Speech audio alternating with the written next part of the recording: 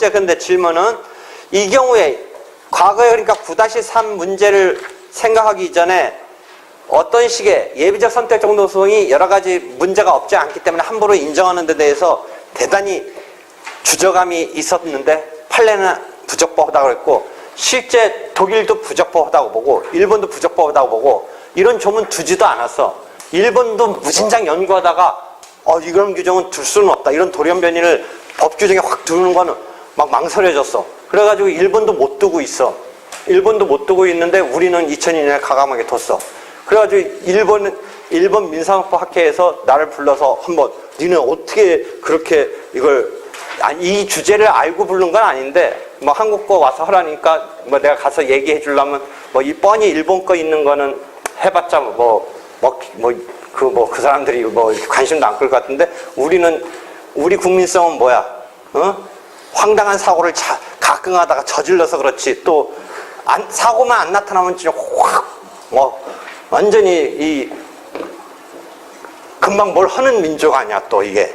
그게 90% 정도는 그래도 사고 없이 잘 가는데 그 몇 개 황당한 요소들이 엉겨붙으면서 최악의 사고 같은 게 뭐 요새 나오듯이 나오지만 그래도 우린 이거 과감하게 보통 너희 법 같은 거 제도 만들 때 국회의원들도 항상 뭐 만들려면 제일 우리가 불안하거나 하니까 항상 뭐야 외국에 있냐 뭐 이런 거 따져. 그거 없으면 못 통과해 그게. 근데 이건 진짜 우리 학자들이 통과시킨 거야. 외국에도 없는데. 외국에 논의는 있는데 불안해서 외국은 못하고 있는데 우리가 한 거야. 그래서 일본 가서 내가 발표를 했어. 거기 내가 어디 앞에서 발표한 거 치고 나 거꾸로 나 국내에서도 그렇게 많은 사람 못 봤는데 되게 쫄면서 했어. 그리고 했는데 관심이 크더라고. 이게 자기네는 망설이다가 못했는데 우리 만들었대니까. 그래서 발표한 바가 있는데 그럼 나름대로 뭔가 그래 이런 지금 실체법적으로 이런 상황에 대해서 이게 별개로 2차전으로 벌어졌을 때 안 맞아 떨어지면서 이상해지는 것을 어떻게 할 건가 하는 생각은 하는 거야. 우리처럼 막 인정하고 규율을 해서 어떻게든 맞춰주려고는 하는 뭐 이런 생각까지 우리는 적극적으로 하는데 그래서 독일식의 방식은 어떤 거가 있냐면 지금 두 번째 질문을 던진 거야. 소송고지라는 테크닉을 써. 소송고지. 일단 이렇게 냈고 아까 그림에서 이렇게 내고 다시 X가 지고 나서 Y2한테 냈을 때 이 차례는 두 차례 벌리는 것에서 잘못하다 지고 할 수 있는데 이 경우는 두 번째 방법은 그것을 막기 위해서 이렇게 내고 X, Y1 사이에 Y2한테 소송고지라는 걸 해. 소송고지. 84조 이하의 소송고지를 하면 어떤 식이 처리가 되냐면 소송을 고지한다는 한자 뉘앙스 소송을 이렇게 있다는 걸 가르쳐줘. 그러면 고지받은 사람은 아무 관계없는 사람한테 하는 건 아니고 뭔가 이해관계 있는 사람한테 고지를 하면 그 사람이 이 소송에 참가 여부를 결정해서 참가할 수도 있고 안 할 수도 있는데 참가하면 보조참가 같은 참가를 하면 보조참가에 따른 보조참가의 효력이 생기고 만약 참가를 하지 않아도 86조가 보조참가에 준해서 효력이 생기도록 이렇게 세팅을 해놨어.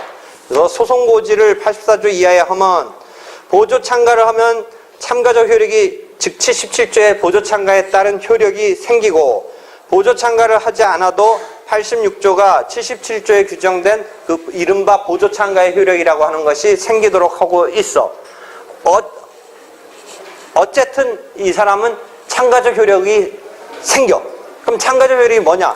아직 한 번도 나온 얘기는 아닌데 기판력은 아닌데 기판력과는 다른데 뭔가 그 소송의 보조자로서 보조참가인이라는 보조자로서 승소를 위해서 그러니까 참가를 이 사람 입장에서는 보조참가가 뭐냐면 원래 지금 벌리고 있는 당사자 중에 어느 한쪽의 승소를 위해서 자기가 참가해서 같이 서포팅 해주는 그런 의미야. 보조라는 게. 그런데 이렇게 해서 X 입장에서는 Y2한테 소송고지를 했는데 Y2가 나 니네 편 되기 싫어하면 참가 안 할 수도 있다는 거지. 그런데 터무니없는 Y2가 아니고 이해관계 있는 Y2니까 그렇게 고지를 받은 이상 참가 안 하는 건 좋지만 안 하더라도 너는 이제 이 소송에 뭔가 효력을 받아야 돼. 그게 소송고지의 효력이야. 그래서 소송고지의 효력은 소송고지를 받고 참가를 하면 그건 소송고지의 다이렉트 효력이 아니라 참가에 따른 보조참가의 효력으로서의 77조고, 소송고지를 받고 고지받은 자가 참가를 안 하면 그건 77조에 따라서 효력을 받는다는 86조의 소송고지에 따른 효력이야. 잘 봐봐. 소송고지를 받을 어떤 이해관계인한테 소송고지를 했어. 근데 그 자가 자기는 뭐 도와주는 데서 오히려 화이트 입장에서는 뭐야? 지금 이 그림에서도 나오지. X가 소송고지를 뭐 한다든지 했는데 화이트 입장에서는 어떻게 본다면 뭐야? 나 니네 편 아니야. 오히려 화이트는 뭐야? 물론 Y하고도 또 같은 편도 아닐 수 있어. 원래는 세입자 주인 뭐 이런 관계니까 같은 편인 듯 하지만 여기서 뭐가 작동해? 네 불행은 나의 행복이고 내 불행은 네 행복이고 막 지금 둘이가 이게 그래. 그치? 이게 공동소송 틀로 우리가 예비적 선택적 공동소송 틀을 놨는데 어느 한쪽에 붙으면 한 팀이 돼야 되는데 이 사람은 좀 아직 안 배웠지만 어떻게 본다면 제3의 당사자 비슷한 독립당사자 참가 정도의 느낌으로 위치 지으려면 지을 수 있지 어느 한편에 될 수가 없어. 내 불행은 네 불행이 내 행복이 되는 거야. 네가 잘못했으면 나는 벗어나. 그치? 내가 불행하면 얘가 벗어나게 생겼어. 분명히 이 둘 사이는 대립해.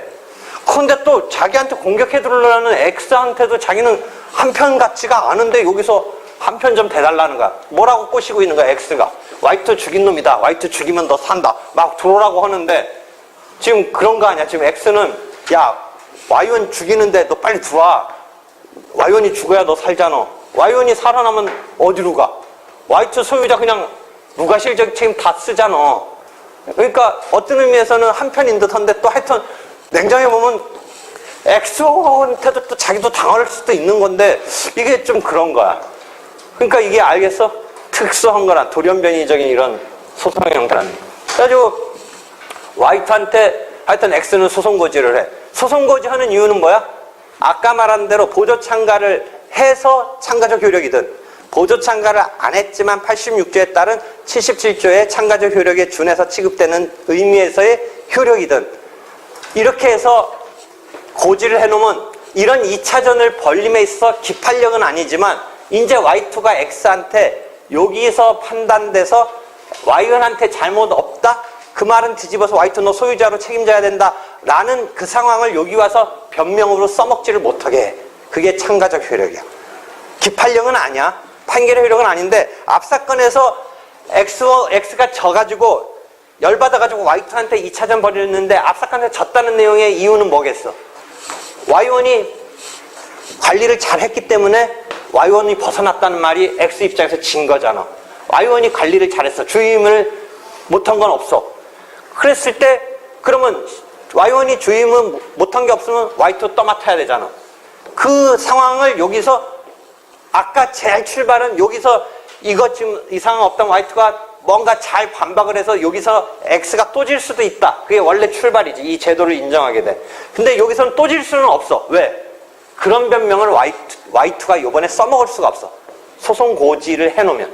참가적 효력 때문에. 그래서 Y2는 뭐 다른 어떤 쟁점이 있는지 모르지만 적어도 그 쟁점 갖고는 대항을 못해.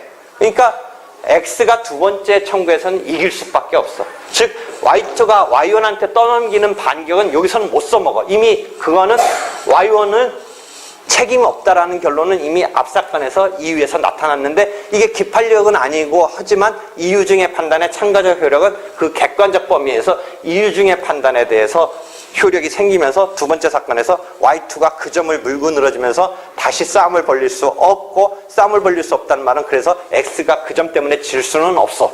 두 번째 사건에서. 그러니까 X는 두 번째 사건에서는 이겨.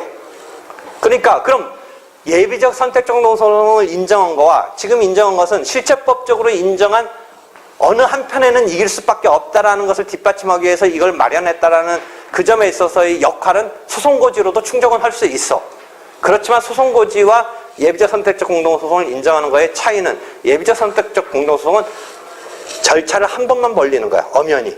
이거는 기본적으로는 두 번 벌리는 거야. 두 번 벌리되 이길 수는 있게는 해주는 거지. 실체법적으로 마련되어 있는 그 피해 입은 사람의 점유자에 대해서 책임을 묻느냐, 소유자에 대해서 책임을 묻느냐 해서 어느 한편에는 이길 수 있다는 것은 뒷받침해 주지만 기본적으로 절차를 2번 벌리는 것. 즉 내가 추구하는 분쟁의 이례적 해결 중에 핵심적인 한꺼번에 해결한다라는 것은 넓은 의미의 통일적인 해결도 포함하지만 절차적으로 좁혀서 본다면 소송고지적인 처리는 한 번만에 이렇게 그런 상황을 해결해 주는 것에서는 2번 벌린다는 상황이 소송고지는 있어야 되는 거지. 그러니까 그 점에서 다른 거지. 그러니까 소송고지가 일정 부분 그런 역할은 해주지만 똑같이 봐줄 건 아니다.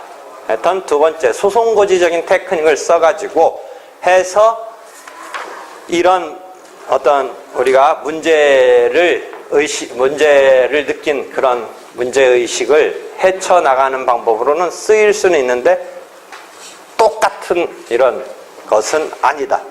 하여튼 독일은 이런 예비적 선택적 공동소송이 조건부 소송이라고 그래서 부적법하다고 봐. 조건부로 보는 거야. 사람 대 사람 간의 조건처럼 되어 있으니까 이게 예비적으로 걸려있는 사람은 불이익, 불안정, 조건.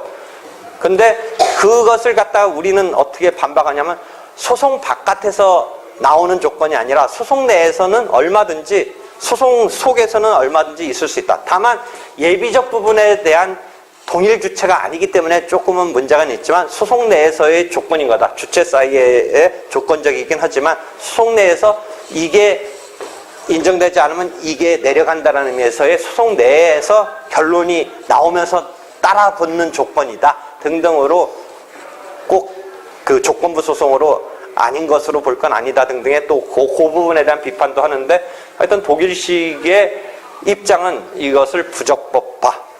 그 다음에 일본 상황도 부적법으로 봐.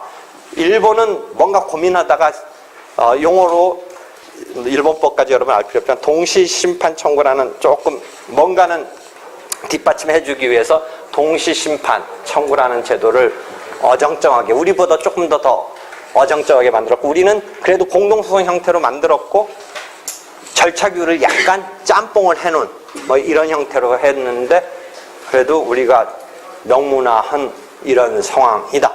그래서 2번째, 소송고지적인 테크닉이 쓰일 수 있다라는 것을 물어봤고, 소송고지는 이제 뒤에 84, 85, 86조에 나오는데 요때 지금 이미 소송고지라는 개념이 나왔으니까 알아두면 돼.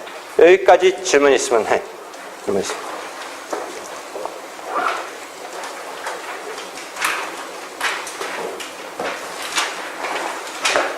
객관적 예비적 병합하고 공동소송에서 이 예비적 병합하고 헷갈려 하지만 그냥 혼자 읽을 때는 아무 생각 없이 읽으면 헷갈려. 지금 비교해가면서 읽어봐. 그러면 더 분명해질 거야. 그렇게 나오면 이제 더 복잡해. 객관적하고 주관적하고 한 절차에 같이 들어가 있어. 사람도 등장하고 한 사람 사이에 또 객관적도 들어가고 그렇게도 들어가. 그러니까 동일 주체 사이에는 객관적 예비적 병합이 들어가 있고 또 사람도 또 등장해. 그 다음에 거기서 또 한술 더 뜬 것은 일부분에만 걸려. 일부분. 청구 중에 또 일부분만.